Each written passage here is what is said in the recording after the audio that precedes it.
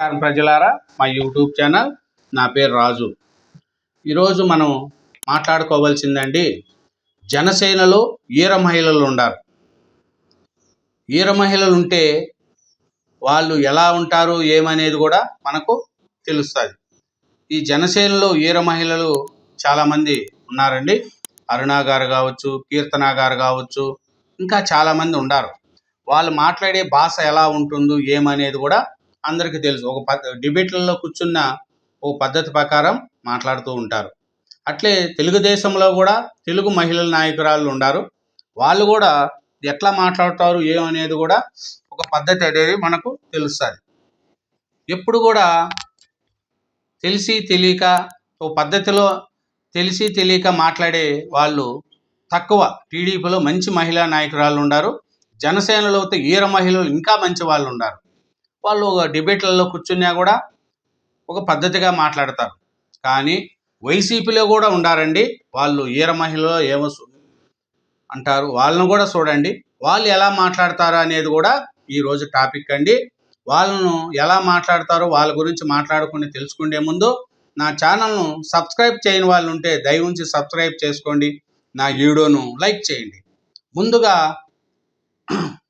వైఎస్ఆర్సీపీలో మహిళా నాయకురాల్లో మొదటి పేరు చూసుకుంటే లక్ష్మీ పార్వతి గారు.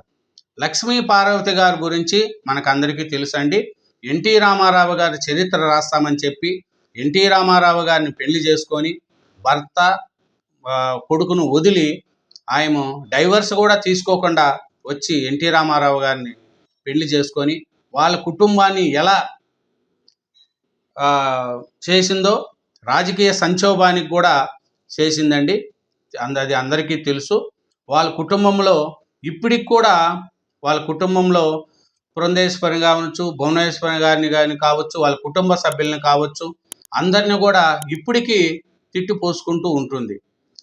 అట్లాంటి లక్ష్మీ పార్వతి గారు మొన్న ప్రెస్ మీట్ పెట్టి ఏం మాట్లాడుతున్నారంటే, చంద్రబాబు నాయుడు గారు లోకేష్ ఎందుకో పనికిరాడు, హెరిటేజ్ అప్పజెప్పు పాలు పెరుగు అమ్ముకుంటాడు, వానికి ఏమీ తెలీదు అని లోకేష్ గారిని వాడు ఉంటుంది. సరే, చిన్నపిల్లోడు అంటే పని. చంద్రబాబు నాయుడు గారిని ఎట్టంటే అటు మాట్లాడుతుంది. పవన్ కళ్యాణ్ గారిని అయితే అతను ఏస్ట్ పిల్లో అంటేస్తుంది. ఒకటే మాట, పవన్ కళ్యాణ్ గారు ఏస్ట్ పిల్లో అంట, చంద్రబాబు నాయుడుకి అనుభవం లేదంట. లోకేష్ గారు అయితే లోకేష్ని అయితే పాలు పెరుగు అమ్ముకోమని చెప్తుంది. ఇది మన లక్ష్మీ పార్వతి గారు చెప్పే ఆలోచన. అదే జగన్మోహన్ రెడ్డి గారు ఉండింటే రాష్ట్రం అభివృద్ధి చెందిండు అని కూడా లక్ష్మీ పార్వతి గారు చెప్తున్నారు. ఇంకోటి ఏం చెప్తున్నదంటే లక్ష్మీ పార్వతి గారు, ఆంధ్రప్రదేశ్లో రేపుల సంఖ్య పెరిగిపోయిందంట. రోజుకు రేపులు జరుగుతున్నాయంట. టీడీపీ గూండాలు అందరినీ మహిళలను చాలా రేపులు టీడీపీ గూండాలు చేస్తున్నారని కూడా లక్ష్మీ పార్వతి గారు చెప్తున్నారు. ఆంధ్రప్రదేశ్లో ఎక్కడ రేపులు నడుస్తున్నాయి ఏమని ఆ ప్రశ్నలకు లక్ష్మీ పార్వతి గారు సమాధానం చెప్పరు. అంత పెద్ద మనిషి, వేజ్లో బాగుండారు లక్ష్మీ పార్వతి గారు. మీరు మాట్లాడే పద్ధతి వైఎస్ఆర్సీపీకి నష్టమే తప్ప లాభం లేదు. ఈమె వల్ల వైఎస్ఆర్సీపీకి నష్టం. జగన్మోహన్ రెడ్డి గారు గుర్తించుకోవాల్సింది ఏమిటంటే, లక్ష్మీ పార్వతి గారు లాంటి వాళ్ళను వాడుకుంటున్నారే తప్ప ఆమె వల్ల అతనికి ఉపయోగం లేదు. ఎందుకంటే ఓ మహిళ, ఆమె ఏం మాట్లాడినా ఎవరు ఏం మాట్లాడలేరు. చంద్రబాబు నాయుడిని తిట్టినా ఎవరు ఏం మాట్లాడలేరు, లోకేష్ని తిట్టినా ఎవరు ఏం మాట్లాడలేరు, పవన్ కళ్యాణ్ తిట్టినా కూడా ఏమి మాట్లాడలేరు. అది మన లక్ష్మీ పార్వతి గారి యొక్క గుణగణాలు. వయసు పెరిగిందే కానీ లక్ష్మీ పార్వతి గారికి ఆలోచన అంటూ లేదు అనేది ప్రజల్లో అందరికీ తెలుసు. ఇంకో మహిళ చూస్తే రోజా గారు. రోజా గారు గురించి మనకు అందరికీ తెలిసే ఉంటుందండి. ఆడదామా ఆంధ్రాలో 1000 కోట్లు తిని ఆయన వైసీపీలో ఎంత సంపాదించుకున్నారో కూడా అందరికీ తెలుసు. 1000 కోట్లు తినేసింది ఆడదామా ఆంధ్రాలో. లక్ష్మీ పార్వతి గారు చూస్తే నెలకు 3 లక్షల రూపాయల లెక్కన జీతం తీసుకొని ఆయన ప్రభుత్వ సొమ్ము ఎలా తీసుకునింది కూడా ప్రజలకు అందరికీ తెలుసు. ఇలాగే రోజా గారు అయితే ఆడదామా ఆంధ్రాలో అది చేసి తిరుమలలో దర్శనం టికెట్లు కూడా అమ్ముకొని అక్కడ డబ్బులు సొంతం చేసుకునింది. రోజా గారు మాట్లాడుతూ, పవన్ కళ్యాణ్ పార్టీలోకి రాకముందు గాడిద లెక్క వేజ్ పెరిగిందే కానీ నువ్వు అసెంబ్లీ గేటు కూడా తాకలేవని పవన్ కళ్యాణ్ కూడా తిట్టిన సందర్భాలు ఉన్నాయి. లోకేష్ని చూస్తే పప్పు నువ్వు అని ఆయన ఆకారాన్ని కూడా ఎక్కిరించింది. అలాగే అసెంబ్లీలో చంద్రబాబు నాయుడు గారిని గురించి, అతని కుటుంబ సభ్యుల గురించి కూడా అవహేళనగా మాట్లాడిన రోజా గారు ప్రస్తుతం మాట్లాడుతూ పవన్ కళ్యాణ్ గారు ఎక్కడున్నాడు, ఏమీ కనపడట్లేదు, అతన్ని ఏం పరిపాలన చేస్తున్నాడు, మా జగనన్నను చూసి నేర్చుకోండి, మా జగనన్న ఉంటే అన్ని సౌకర్యాలు కల్పించేవాడు, పవన్ కళ్యాణ్ గారు ఎక్కడున్నాడో ఏమో తెలీదు, ఎలక్షన్లకు ముందు సిటీకి లేచినాడు, ఇప్పుడు ఎక్కడా కనపడట్లేదు అని పవన్ కళ్యాణ్ గారి గురించి, అదే చంద్రబాబు నాయుడు గారి గురించి నోటుకొచ్చినట్టు మాట్లాడతారు రోజా గారు. రోజా గారు, మీ స్థాయి ఏమో ప్రజలు చూశారు, ఒక అవకాశం మీకు ఇచ్చారు. పవన్ కళ్యాణ్ గారిని గురించి ఇంకో మాట కూడా మాట్లాడుతుంది. అతను సినిమాలో షూటింగ్లు చేసుకుంటూ డబ్బు సంపాదించుకుంటున్నారు, ప్రజల గురించి ఎక్కడున్నాడు పవన్ కళ్యాణ్ గారు అని అంటున్నారు. రోజా గారు, మీరు హైదరాబాద్లో కూర్చొని టీవీ షోలలో పనిచేసుకుంటూ పవన్ కళ్యాణ్ గారిని అంటే, పవన్ కళ్యాణ్ గారు నిత్యం జనాలలో ఉన్నారు, ఎప్పుడు నిత్యం జనాల్లో ఉన్నారు. ఆంధ్రాకు పోయి చూడండి, లక్ష్మీ పార్వతి గారు ఆంధ్రాకి వెళ్ళరు, హైదరాబాద్లో కూర్చుంటారు. రోజా గారు హైదరాబాద్లో కూర్చుంటారు. మిగతా వాళ్ళ గురించి కూడా చూసుకున్నాం. రోజా గారు అట్లా పద్ధతిగా మాట్లాడి, ఎందుకంటే ఇప్పుడే మీరు యాలువ పోగొట్టుకున్నారు రోజా గారు. ఒక నాయకుని మాట్లాడేటప్పుడు ఒక తప్పు చేస్తే మాట్లాడు, కానీ ఎన్నో విధాలుగా మీరు మాట్లాడే మాటలు కూడా అది మంచిది కాదు. మీరు మాపింగ్ హీరో అంట, జగన్ కారు కింద సెంగాయ్ అనే చనిపోతే అది మొత్తము ఒరిజినల్ వీడియో తీసి చూపిస్తే అది మాపింగ్ ఏరియా, జగనన్నను ఏం చేయలేక ఇట్లాంటివన్నీ చేస్తూ ఉంటారు, ఏమీ చేసుకోలేరు జగనన్నను అని చెప్తున్నారు. మీలాంటి వాళ్ళు ఉండబట్టే జగన్మోహన్ రెడ్డి గారు కూడా కొన్ని తప్పులు తెలుసుకోకుండా చేసుకుపోతున్నారు. ఇది తప్పు, ఏమీ కనపడట్లేదు, అతన్ని ఏం పరిపాలన చేస్తున్నాడు, మా జగనన్నను చూసి నేర్చుకోండి, మా జగనన్న ఉంటే అన్ని సౌకర్యాలు కల్పించేవాడు, పవన్ కళ్యాణ్ గారు ఎక్కడున్నాడో ఏమో తెలీదు, ఎలక్షన్లకు ముందు సిటీకి లేచినాడు, ఇప్పుడు ఎక్కడా కనపడట్లేదు అని పవన్ కళ్యాణ్ గారి గురించి, అదే చంద్రబాబు నాయుడు గారి గురించి నోటుకొచ్చినట్టు మాట్లాడతారు రోజా గారు.